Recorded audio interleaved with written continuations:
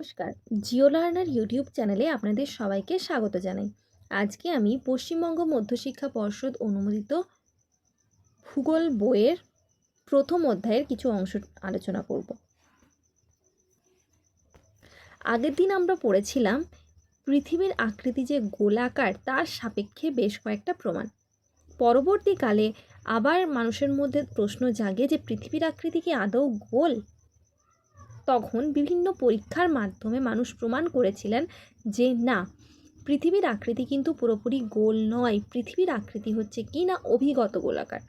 তো এই যে পৃথিবীর আকৃতি অভিগত গোলাকার, এর সাপেক্ষেও কিন্তু বেশ কয়েকটা প্রমাণ রয়েছে, সেগুলি আজকে আমরা আলোচনা করব। প্রথমেই আমাদেরকে যেটা জানতে হবে যে পৃথিবীর আকৃতি অভিগত গোলক হলো কেন। আমরা যে বলছি পৃথিবীর আকৃতি অভিগত গোলক, তাহলে পৃথিবীর আকৃতি এই রূপ হওয়ার কারণটা কি? না, পৃথিবী যখন সৃষ্টি হয়েছিল, আজ থেকে প্রায় 450 কোটি বছর আগে পৃথিবী যখন সৃষ্টি হয়েছিল, তখন থেকেই কিন্তু পৃথিবী কি করছে না, তার অক্ষের ওপর কন্টিনিউয়াসলি আবর্তন করে চলেছে। এবং এই আবর্তন করতে করতে করতে করতে করতে করতে আমরা জানি যে পৃথিবীর আবর্তন বেগ কোথাও খুব বেশি, আবার কোথাও খুব কম।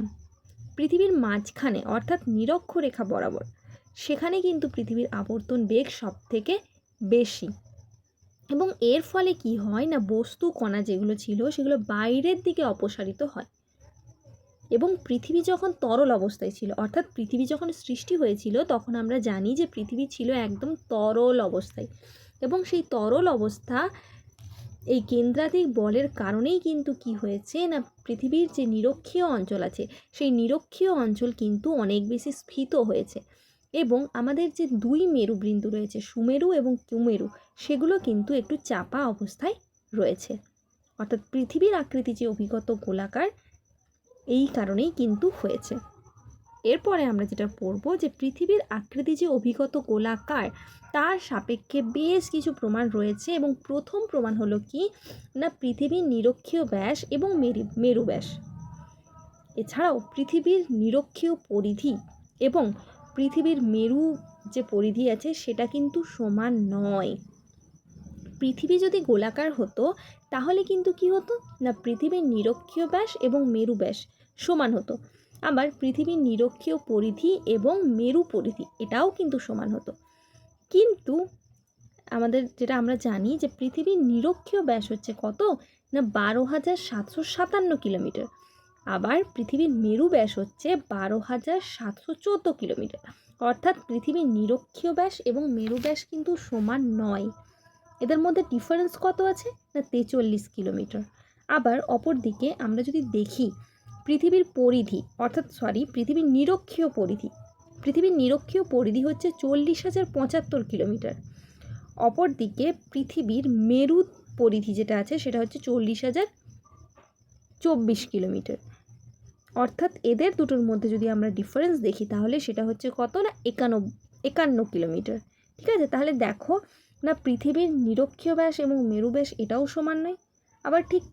আবার সেম জিনিস, পৃথিবীর নিরক্ষীয় পরিধি এবং মেরুর পরিধিও কিন্তু সমান নয়। এর দ্বারা প্রমাণিত হয় যে পৃথিবীর আকৃতি হচ্ছে কি না, গোলাকার নয়, পৃথিবীর আকৃতি হচ্ছে অভিগত গোলাকার। এরপর দেখো, আমি তোমাদের সাথে একটা ছবি দেখাচ্ছি। এই ছবিটা দেখো না, নিরক্ষীয় ব্যাস এবং মেরু ব্যাস। দেখো পৃথিবীর আকৃতি এই যে ডট ডট ভাবে দেওয়া হয়েছে, এটা হচ্ছে গোলাকার। পৃথিবী যদি গোলাকার হতো, তাহলে কি হতো, নিরক্ষীয় ব্যাস এবং মেরু ব্যাস সমান হতো। কিন্তু পৃথিবী যেহেতু অভিগত গোলাকার, তাই কিন্তু পৃথিবীর নিরক্ষীয় ব্যাস এবং মেরু ব্যাস আলাদা, বা এটার মধ্যে পার্থক্য রয়েছে। যেটা জানতে হবে সেটা হলো কি না, পৃথিবী, ঠিক আছে, পৃথিবীর যে কেন্দ্র আছে, সেই পৃথিবীর কেন্দ্রের যত কাছে অবস্থিত হবে, অর্থাৎ কোনো একটা ভূপৃষ্ঠ পৃথিবীর কেন্দ্রের যত কাছে অবস্থিত হবে, সেই অঞ্চলে কিন্তু অভিকর্ষজ বল যেটা আছে সেটা সব থেকে বেশি হবে। এবং যত দূরে অবস্থিত হবে, তত কিন্তু অভিকর্ষজ বল কি হবে না, কম হবে। তাহলে কি না, নিরক্ষীয় অঞ্চল স্ফীত, অনেক বেশি স্ফীত। এই জন্য কি হয়েছে না, নিরক্ষীয় অঞ্চল পৃথিবীর কেন্দ্র থেকে কিন্তু অনেকটা দূরে অবস্থিত। ঠিক আছে, কিন্তু মেরু অঞ্চল কি একটু চাপা, তাই মেরু অঞ্চল কিন্তু পৃথিবীর কাছের কেন্দ্রের অনেকটা কাছে অবস্থিত। ফলে কি হয়েছে না, নিরক্ষীয় অঞ্চলে তাই কারণে বস্তুর ওজন কিন্তু কম এবং মেরু অঞ্চলে কিন্তু বস্তুর ওজন সবথেকে বেশি বলাটা ঠিক নয়, মানে নিরক্ষীয় অঞ্চলের তুলনায় কিন্তু বেশি। এরপর হচ্ছে কি, এরপর আমরা আরও একটা পরীক্ষা পড়ব, সেটা হচ্ছে দোলক ঘড়ি নিরক্ষীয় অঞ্চলে ধীরে এবং মেরু অঞ্চলে দ্রুত চলে। এই পরীক্ষাটি প্রথম করেছিলেন 1671 সালে ফরাসি বিজ্ঞানী জ্যা রিচার। তিনি কি করেছিলেন না, দক্ষিণ আমেরিকার কেইন নামক একটা দ্বীপ রয়েছে, সেই কেইন নামে একটা দ্বীপ যেখানে রয়েছে, সেই দ্বীপে তিনি তার দোলক যে ঘড়ি, একটা ঘড়ি রয়েছে যেটা দোলক ঘড়ি, সেই ঘড়িতে তিনি কি করেছিলেন না, একটা সময় দেখেছিলেন এবং সেখানে তিনি লক্ষ্য করেছিলেন যে ওখানকার ঘড়িটা প্রায় 2 মিনিট 30 সেকেন্ড ধীরে চলেছে। অথচ ওই ঘড়িটাই যখন আমরা প্যারিসে উনি দেখতেন তখন কিন্তু সেটা ঠিক সময় দিত, প্যারিসে কিন্তু পারফেক্ট টাইম দিত। কিন্তু যেই ওটা দক্ষিণ আমেরিকার কেইন দ্বীপে আমরা যখন দেখছি তখন আমরা সেখানে মানে যখন সেটা দেখছে তখন উনি কী দেখেছিলেন না, সেখানে কিন্তু ঘড়িটা 2 মিনিট 30 সেকেন্ড ধীর গতিতে চলছে, অর্থাৎ লেটে চলছে। ওনার মনে কিন্তু তখন প্রশ্ন আসে যে এরূপ কেন ঘটতো, মানে এরকম ঘটতো কেন যে 2 মিনিট লেটে কেন চলবে। পরবর্তীকালে 1686 সালে যখন স্যার আইজ্যাক নিউটন মহাকর্ষণ শক্তি আবিষ্কার করেছিলেন তখন তিনি বুঝতে পেরেছিলেন কি না, পৃথিবীর, অ্যাকচুয়ালি নিউটন তো বলেছিলেন না, পৃথিবীর যে বস্তু কেন্দ্রের যত কাছে অবস্থিত সেই অঞ্চলে পৃথিবীর আকর্ষণ ক্ষমতা সবথেকে বেশি। এই নিয়ম অনুযায়ী উনি লক্ষ্য করেছিলেন যে দোলক ঘড়ির ক্ষেত্রে কেয়ন দ্বীপ যেটা আছে সেটা নিরক্ষীয় অঞ্চলের একটু কাছে অবস্থিত এবং প্যারিস যেটা নিরক্ষীয় অঞ্চল থেকে অনেকটা দূরে অবস্থিত, এবং এই জন্যই কিন্তু কি হয় না, কেইন দ্বীপ যেহেতু নিরক্ষীয় অঞ্চলের কাছে অবস্থিত তাই কেইন দ্বীপে কি হতো না, সময়টা 2 মিনিট 30 সেকেন্ড দেরিতে চলতো। এটার মাধ্যমেও কিন্তু প্রমাণ হয় যে পৃথিবীর আকৃতি কি না, অভিগত গোলক।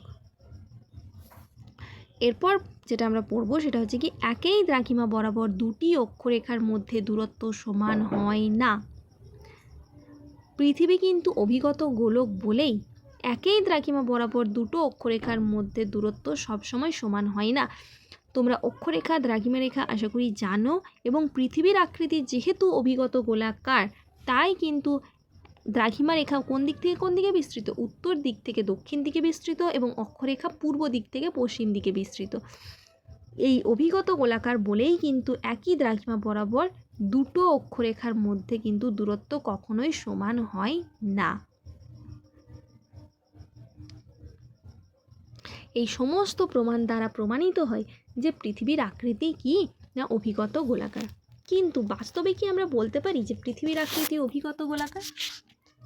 আমরা প্রথমে আলোচনা করেছিলাম যে পৃথিবীর আকৃতি গোলাকার, তারপরে সেই সাপেক্ষে আমরা বেশ কয়েকটা প্রমাণ পড়েছিলাম। এরপর আমরা পড়লাম কি না, পৃথিবীর আকৃতি অভিগত গোলাকার, এটার সম্পর্কেও আমরা অনেক প্রমাণ পড়লাম।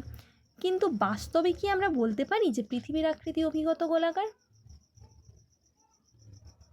আমরা স্যাটেলাইট থেকে যেসব ছবি দেখেছি বা আমরা কি আমাদের যেসব ধারণা থেকে কি আমরা বলতে পারি যে পৃথিবীর আকৃতি অভিগত গোলাকার? না। অরিজিনালি আমরা যদি বলি তাহলে পৃথিবীর আকৃতি কিন্তু পৃথিবীর মতো। পৃথিবীর আকৃতিকে আমরা অনেক সময় বলে থাকি কিছুটা নাশপাতির মতো, কিছুটা কমলা লেবুর মতো।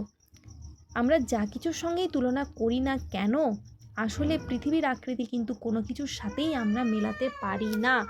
তাই এক কথাই যদি আমাদেরকে বলতে হয় তাহলে পৃথিবীর আকৃতি হলো কি, পৃথিবীর মতো, যেটাকে বলা হয় কি না, জিওড তল। জিওড তল আমরা কাকে বলবো না, আমাদের যত মহাসাগর আছে সেই সমস্ত মহাসাগরকে যদি আমরা একটা বিরাট মহাসাগর ধরি তাহলে যে তল পাওয়া যাবে সেই তলের মধ্যে কি হবে, সব জায়গাতে কিন্তু অভিকর্ষজ বল সমান থাকবে, যেটাকে আমরা বলে থাকবো কি না, জিওড তল। এক কথায় সমুদ্র তল যেটা রয়েছে সেই সমুদ্র তলকেই বলা হয় কি না, জিওড তল। ধন্যবাদ। ভালো লেগে থাকলে একটি লাইক করে দেবেন।